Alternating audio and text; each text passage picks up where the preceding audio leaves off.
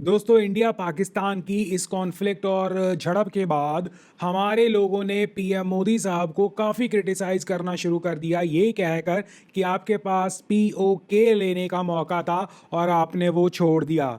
भूल जाओ पाकिस्तान में किस तरह का नैरेटिव चल रहा है और किस तरह हंसी भी आती है, कई बार तरस भी आता है कि वो किस भ्रम में और कितने अनपढ़ हैं और किस तरह मतलब उनका जो कुछ हुआ एक तरह से डिस्ट्रॉय या डिस्ट्रक्शन हुई, उसके बावजूद पाकिस्तान की आवाम को शायद समझ नहीं आया या वो इतने अनपढ़ निकले कि I mean they should realise what just hit them.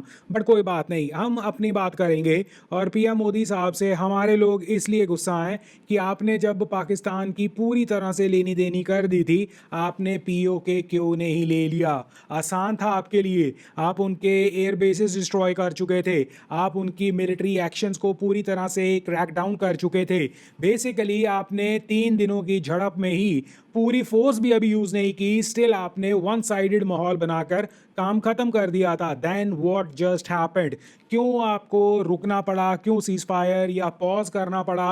क्यों अमेरिका बीच में आया? This and that. और इसका बहुत ज़्यादा दुख ना ही केवल ऑपोजिशन ने ड्यू टू पॉलिटिकल रीजंस उछाला कि मोदी साहब में दम नहीं है, मोदी साहब को पीओके ले लेना चाहिए था, सीज फायर क्यों किया, दिस एंड दैट। वही ऑपोजिशन जो अपने वक्त सिर्फ और सिर्फ कागज पत्थर लिखकर जो है दूसरे देश को देते थे, वो सिर्फ और सिर्फ निंदा प्रकट करते थे, वो सिर्फ और सिर्फ अफसोस प्रकट करते थे, वो आज पीएम मोदी के एक्शन के बाद कहते हैं कि आपने जो एक्शन किया उसे इतना बड़ा एक्शन क्यों नहीं कर दिया कि आप दूसरे मुल्क में जाकर उन्हें कब्जा ही कर लाते, या आप अपना पीओके उठाकर ले आते वापस जो कब्जा किया हुआ है पाकिस्तान ने।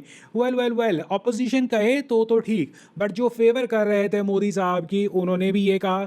इवन इंटरनली काफ़ी बातें ऐसी उछली, but I think we should realise this fact. एक, पीओके का मुद्दा, सपोज करो आज हम लड़ाई कर कर उठाकर पीओके अपनी तरफ ऐलान कर देते हैं कि आज से पीओके हमारा है।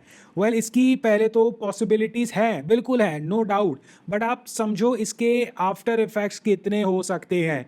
हमने पहली बात ये मिशन जो शुरू किया था, ऑपरेशन सिंदूर शुरू किया था, वो किसी पीओके लेने के लिए नहीं किया था, वो हमने किसी भी और चीज़ के लिए नहीं किया था।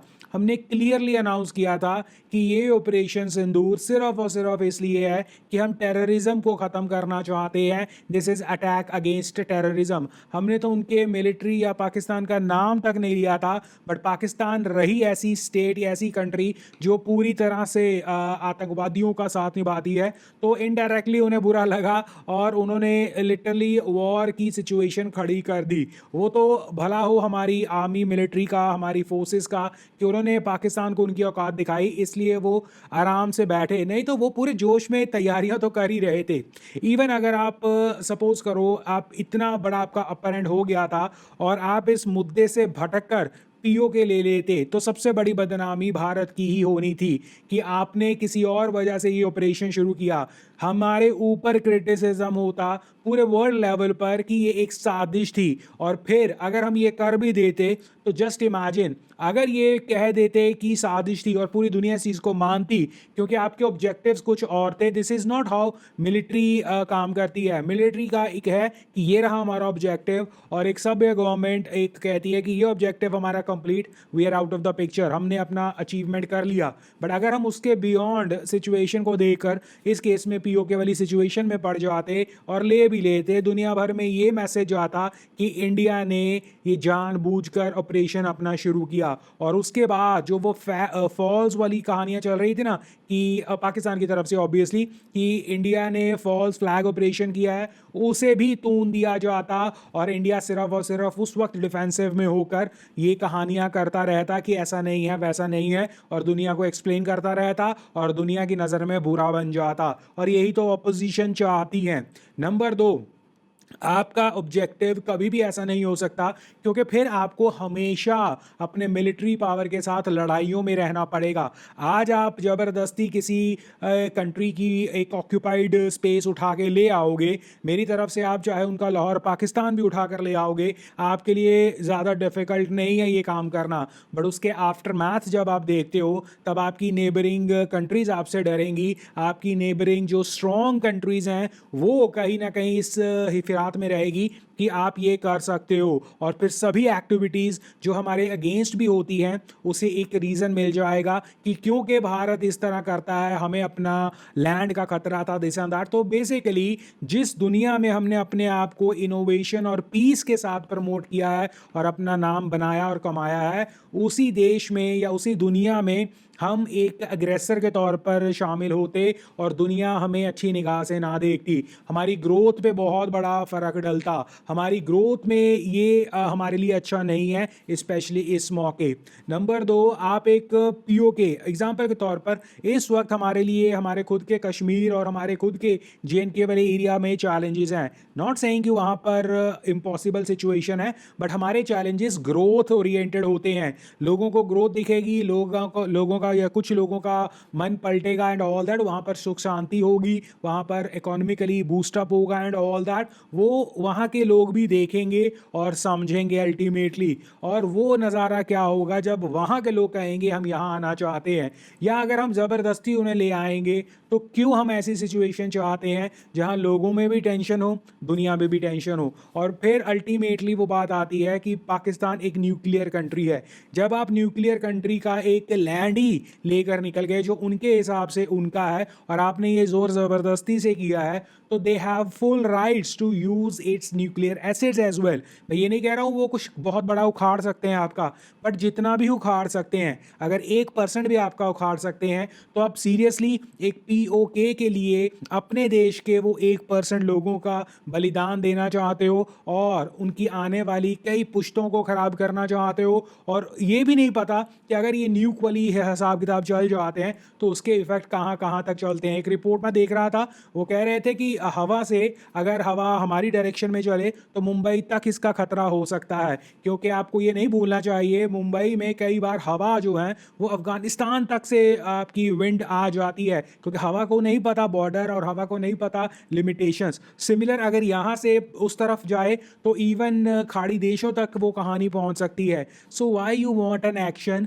जहाँ पूरी दुनिया आपके दुश्मन बन जाए, और ये हमारा ऑपरेशन POK लेने के लिए नहीं था। तो इसलिए ये सोचना कि जस्ट बिकॉज कि हम इतने स्ट्रांग दिखे, इतने स्ट्रांग हुए हैं जो हमें उम्मीद नहीं थी। हमें पता था कि हम स्ट्रांग हैं, बट हम इतने स्ट्रांग हैं कि 3 दिनों में दुश्मन को या दुश्मन जिससे हम लड़ रहे हैं उसकी लगभग पूरी लेनी देनी कर देंगे। हमें नहीं पता था। तो जब हमें ऑल ऑफ अ सडन ये पता लगा, हमारे वो कहते हैं ना, हमारे में जोश एक्स्ट्रा आ गया। वो एक्स्ट्रा जोश से हम तो होश खो सकते हैं, बट सरकार लेवल पर, गवर्नमेंट लेवल पर, मिलिट्री लेवल पर ये होश नहीं खोया जाता। और शायद इसीलिए मैं नहीं कहता हूं कि POK लेने की अपॉर्चुनिटी हमने मिस कर दी, रादर हमने ये दिखाया है दुनिया को भी और पाकिस्तान को भी, और शायद कुछ लोग जिनके ये बुद्धि अभी भी पाकिस्तान में चल रही है कि इंडिया कितनी रिस्पॉन्सिबल कंट्री है। इंडिया को आप में कोई इंटरेस्ट नहीं है, आपको हथियाने में कोई इंटरेस्ट नहीं है। India is a growing power, India grow कर रही है, उसे ग्रो होने दो। आप टेंशन जितनी दोगे हम उससे डबल टेंशन आपके लिए दे सकते हैं, आपको ये समझ आना चाहिए। और आई थिंक ये मैसेज लाउड एंड क्लियर दुनिया भर में पहुंच चुका है। और नंबर 2, हमने जिस तरह की अपनी मिलिट्री सुप्रीमेसी और जिस तरह हमने अपने वेपन्स का प्रदर्शन किया है, आज तक आई डोंट थिंक सो बहुत कंट्रीज इतनी सक्सेसफुली प्रदर्शन कर पाई हैं, और जिनका एक हवा भी बना रहता था, फॉर एग्जांपल चाइना या इवन टर्की भी, उनका ग्राउंड लेवल पर जो हाल हुआ, हमने पूरी दुनिया को वो दिखा दिया है नज़ारा और समझा दिया है कि असली सुपर पावर कौन उभर रहा है और किसके पास एक्चुअली दम है, क्योंकि हमने प्रैक्टिकली जीत कर भी और कंप्लीटली ख़त्म कर कर दिखाया है। I hope you got my point now. और इसलिए मुझे लगता है कि POK वाली कहानी जो वो सुनने में बहुत अच्छी लगती है, बट फिलहाल के तौर पर रुको ज़रा, थमो, वेट करो, हर चीज़ का वक्त आता है। और वो भी क्या वक्त होगा जब वो लोग खुद कहेंगे कि हमें अपने में आने दो, आप सही थे, आप तरक्कियां भी करते हैं, आप एक पीसफुल नेशन भी हैं। और ये चीज़ हमें नहीं भूलनी चाहिए, हमारे खुद के देश में 25 करोड़ अगर मुस्लिम आबादी पाकिस्तान में रहती है, हमारे देश में if I am not wrong 40 crore या उससे प्लस लोग यहाँ पर रहते हैं, वो भी 80% या जितने भी हम हिंदूज की पॉपुलेशन इंडिया में देखते हैं उनके साथ रहते हैं। सो ये बहुत बड़ी चीज़ है और इस चीज़ को रियलाइज़ करना होगा मुस्लिम कंट्रीज़ को, रादर पाकिस्तान को सबसे पहले, कि इंडिया में मुस्लिम पॉपुलेशन बहुत अच्छे से हम सब मिलकर रहते हैं, खुशी से रहते हैं और सब तरक्की करना चाहते हैं, दूसरों को तोड़ना नहीं चाहते हैं। जिस दिन ये उनको समझ आ गई, आई उम्मीद भी करता हूँ कि वो खुद कहेंगे कि हमें वापस मिला लो। वो भी क्या दिन होगा, जस्ट इमेजिन। लड़ाई करना अपने आप को डिफेंड करने के लिए बहुत अच्छा है, बट अगर आप दूसरे की टेरिटरी हथियाने पर अपनी पावर दिखाना चाहते हो, भगवान आज आपके साथ है क्योंकि आप सही हो। कल अगर आप गलत तरीके से इसका फ़ायदा उठाओगे, वो कहते हैं ना, great power comes great responsibility. आज हमने अपनी पावर का प्रदर्शन कर दिया, इसके बाद भी अगर कोई मूर्खता करता है, हम इसका प्रदर्शन दोबारा से दिखाएंगे और नुकसान कर देंगे अल्टीमेटली। बट हम रिस्पॉन्सिबल कंट्री हैं, ये हमने पहले भी बताया है और अब हमने प्रैक्टिकली प्रूव करके दिखाया है। I think this is what we gained. Opposition political parties want कि इंडिया वॉर की सिचुएशन में रहे, इंडिया वॉर पे जाए, इंडिया की इकोनॉमी में फर्क पड़े, दिस एंड दैट वो चाहते हैं। बट हम अपने प्रधानमंत्री, अपनी इंडियन गवर्नमेंट स्ट्रक्चर, अपनी army, military and all that, उन पे भरोसा करेंगे, करना चाहिए। और उन्होंने जो कर कर दिखाया है, हमें प्राउड है उस चीज़ को या उस चीज़ में। बट हथियाने के लिए ये ऑपरेशन नहीं था। जिस दिन वो ऑपरेशन प्लान आउट होगा, आपको निराशा नहीं होगी। जय हिंद।